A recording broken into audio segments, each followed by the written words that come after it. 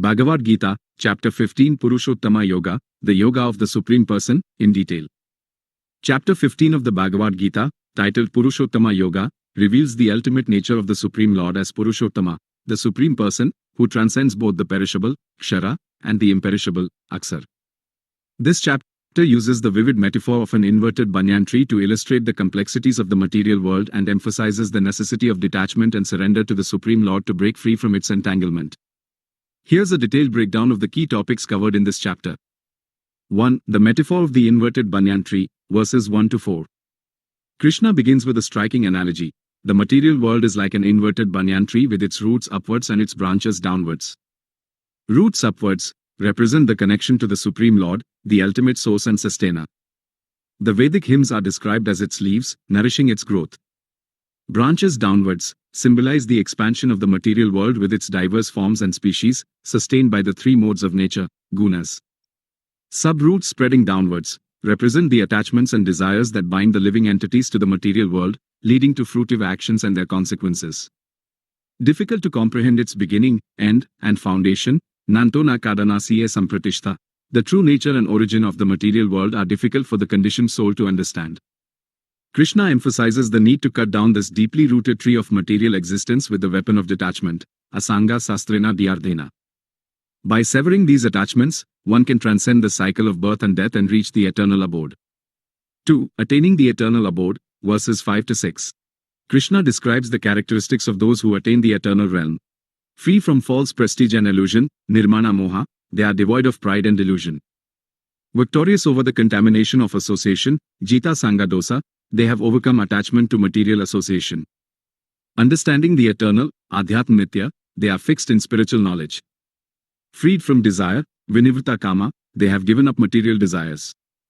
Free from the dualities of happiness and distress, Dvandver Vimukta Sukha Dukha Samajna, they are liberated from the influence of duality. Surrender to the Supreme Person, Gachanti Amdha Padam Tat Parma Mama, the undeluded souls surrender to the Supreme Lord and attain His supreme abode, which is not illuminated by the sun, moon, or fire. 3. The Jiva, individual soul, and its entanglement, verses 7 to 9. Krishna explains the relationship between the individual soul, Jiva, and the material world. Eternal fragment of the Supreme Lord, Mamivamzo Jiva Lok Jiva Bhuta Sanatana, the living entities are eternal, fragmented parts of the Supreme Lord. Struggling with the mind and senses, Manas Asthanindriyani Prakriti Sthani Karsati, bound by material nature, the soul struggles with the six senses, including the mind, which it has drawn to itself.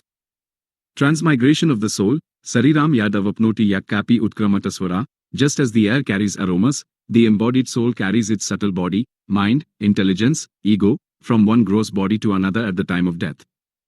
Enjoying sense objects, Shrotram Kakshuspassanam ca Rasanam Granam Eva ca, the soul, situated in the body, enjoys the various sense objects through the senses and the mind.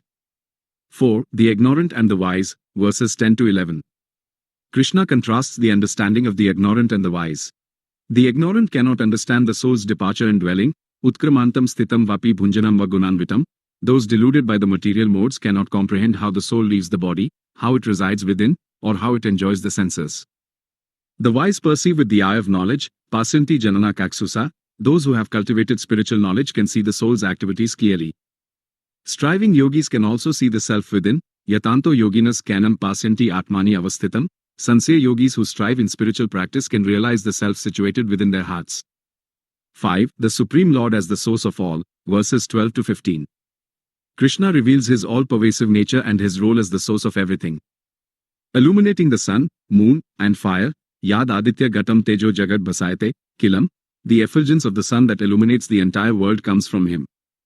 Nourishing the planets and vegetables, Gama Vishya ca Bhutani Dharaimi Aham Ojasa, He enters the planets and sustains all living beings with His energy.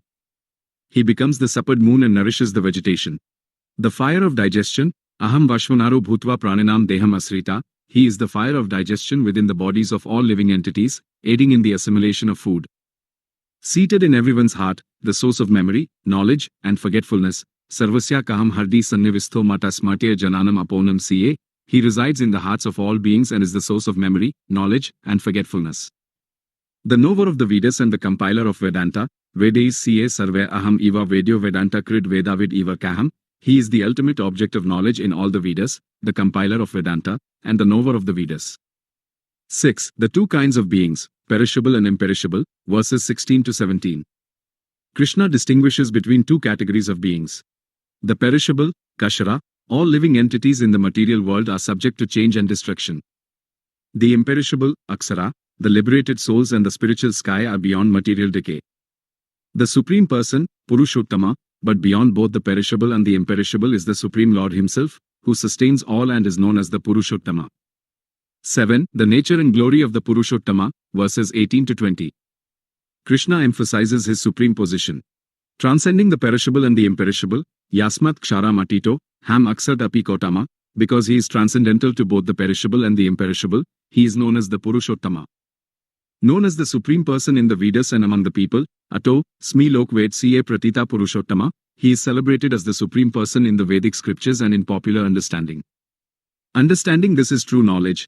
Yomam evam asamudho janati Purushottamam, one who knows him as the Purushottama, without delusion, is the knower of everything and engages in his full devotional service. The ultimate goal, surrender and devotion, sa sarv vid bhajti mam sarv bhavena bharat, such a wise person engages in his loving devotional service with all their being. Conclusion, verse 20. Krishna concludes the chapter by stating that this is the most confidential part of the Vedic scriptures. Whoever understands it will become wise and their endeavors will reach perfection. In summary, chapter 15 of the Bhagavad Gita reveals the Supreme Lord as Purushottama, the ultimate reality beyond the material world and the liberated souls. Using the powerful metaphor of the inverted banyan tree, it emphasizes the need for detachment from material attachments and surrender to the Supreme Lord to attain his eternal abode. The chapter highlights the Lord's all-pervasive nature as the source of everything and encourages unwavering devotion as the highest form of knowledge and the path to ultimate liberation.